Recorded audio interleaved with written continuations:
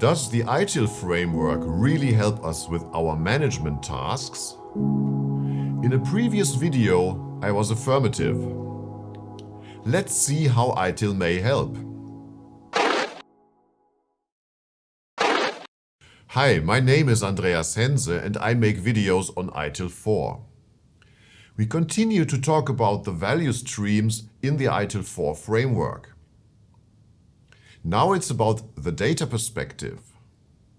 Which information is passed from one step to the next? There is concrete information in the reference literature, but it's not so easy to find, so let me show you. In our last video, we have modeled the control flow perspective of a value stream. The control flow perspective is about the order of steps. We have mapped each step to one or more activities of the value chain and have depicted this with colors. Let's look at another example of a value stream now. On this slide, you see another example from the reference literature. I'll put a link in the description below. The example is about the development of a new service, an online payment app. Customers of the company wanted to be able to pay with their smartphones, a classic demand situation. From there, the value stream starts with an engage activity. Then it is decided whether to invest in the new service. The service is then designed, built, deployed, and released. So far, so good. There's much to say about this value stream. We want to focus now on the inputs and outputs of each activity. In the ITIL Foundation book, we find a list of key inputs and outputs for each value chain activity. The input for the first engage activity, that is called acknowledge and document service requirements, must come from some external actor, because it is the first activity of this value stream. The literature gives us 9 possible inputs here.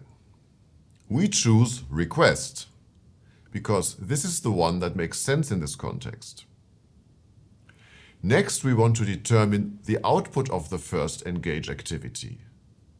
The engage activity in general has 13 possible outputs. However, we can make the intersection with the possible inputs of the following plan activity. That leaves us with 3 possible outputs. And from these we choose consolidated demand because this is the one that makes sense in this context. If we go on like this and evaluate all possibilities from one activity to the next, we end up with this table. Looking at the input and output columns, we can see that it starts with a request, then the demand is consolidated and a portfolio decision is taken.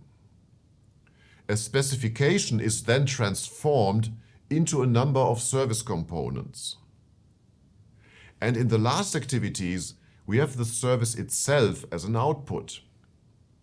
So as you can see, the ITIL framework gives us some hints of what should be expected in the data perspective. Of course, this is only a starting point, and you will need to go into more detail when actually describing the value stream. I hope you have seen that ITIL helps us here, although in this case it is not so obvious.